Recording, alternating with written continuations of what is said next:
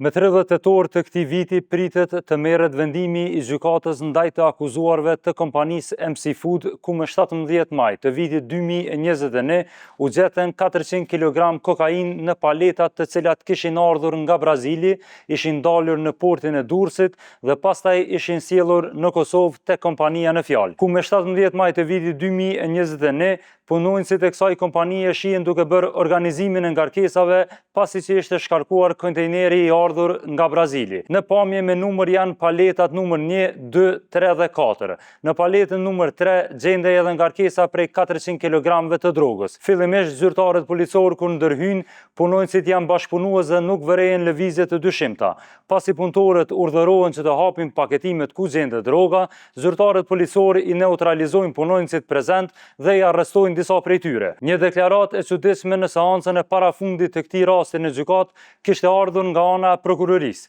Fillimisht prokuroria kishte deklaruar në gjykatë se nuk ka pamje të kamerave të sigurisë kur është shkarkuar kamioni I ardhur nga Brazili.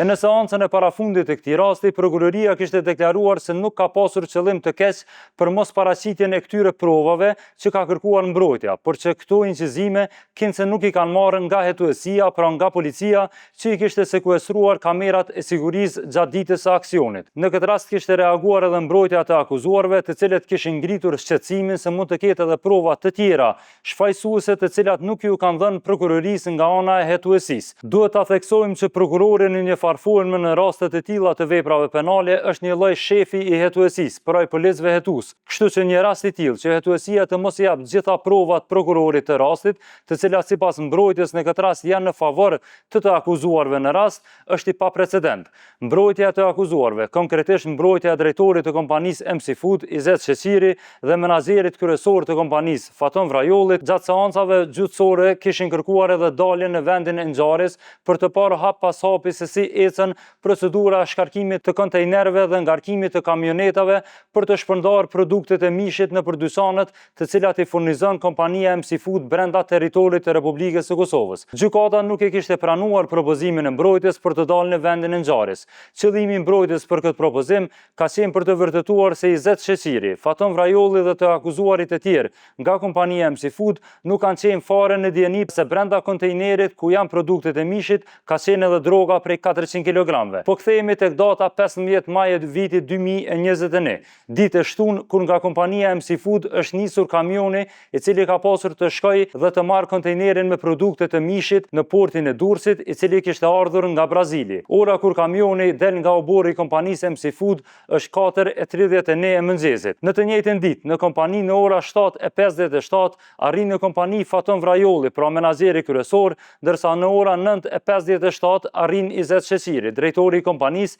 I cili pas qëndrimit në kompani gjatë ditës takohet me disa persona dhe në ora 16:26 të kësaj dite shihet duke u larguar nga kompania me veturën e tij bashkë me djalin e tij dhe një profesor të Universitetit të Prishtinës, me të cilin ishte takuar brenda oborrit të kompanisë me inicialet U.B. Pasi që Izet Sheqiri, djali I tij dhe profesori largohen nga kompania, në oborrin e kompanisë pas disa minutave hyn edhe kamioni I cili kishte ardhur I ngarkuar nga porti I Durrësit. Në ngarkesën e këtij kamioni ishte edhe ngarkesa e drogës të cilën kompania MC Food po e mohon të ketë pasur dijeni për ardhjen e saj. Pasi parkohet, ndalet, nuk ndizet dhe nuk lëviz deri në ditën e hënë kur punëtorët e depos fillojnë ta shkarkojnë mallin prej tij. Mbrojtja të akuzuarve në gjykatë ka deklaruar disa herë se përgjatë pamjeve të kamerave të sigurisë, të cilat normalisht janë të plota, por ne I kemi shkputur pjesët kryesore shkaku I minutazhës, që Izet Sheqiri, Faton Vrajolli ose të akuzuarit e tjerë nuk kanë shpërfaqur asnjë interesim të veçantë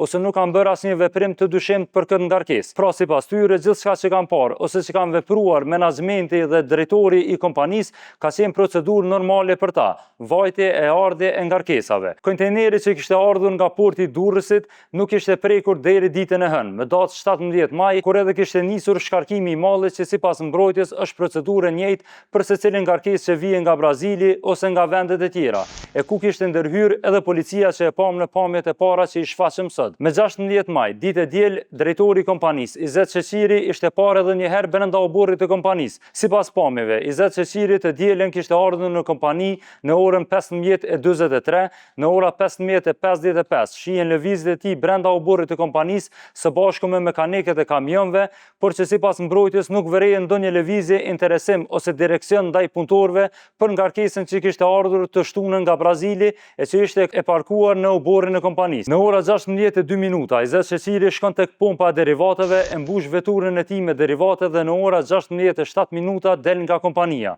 Sipas këtyre pamjeve, Izet Sheqiri të dielën në kompani kishte qëndruar më pak se 30 minuta, pasi që ishte ditë pushimi dhe aty nuk ishte parë as Faton Vrajolli dhe të akuzuarit e tjerë që janë në këtë rast. Ngarkesa kishte qëndruar në të njëjtin vend deri të hënën kur kamioni ishte shkarkuar dhe kishin nisur procedurat për ndarjen e mallit për ta dërguar pastaj në lokacione të ndryshme, të cilat janë të dokumentuara. Mbrojtja e akuzuarve kishte theksuar në gjykatë se një ngarkesë prej 400 kg kokainë nuk do të kishte arsye të qëndronte 2 ditë e parkuar nën monitorimin e vetëm një punëtori të sigurimit. Kujtojmë se edhe punonjësit e depos së MC Food në polici kanë deklaruar se nuk kanë pasur ndonjë direksion të veçantë për ngarkesën që kishte arritur të shtunën në kompani. Kështu që sipas tyre ata kishin vazhduar punën përmes procedurave të rregullta për ta shkarkuar mallin që mendonin se ishte mishpule e që një pjesë e tij edhe ishte, dhe të njëjtin ta shpërndanin në kompani e markete të mëdha që operojnë në Kosovë. Nga Gazeta Nacionale do të vazhdojmë ta ndjekim këtë rast deri në vendimin përfundimtar të gjykatës për këtë rast, pas vlerësimit të provave të paraqitura nga prokuroria, por edhe nga mbrojtja në këtë rast,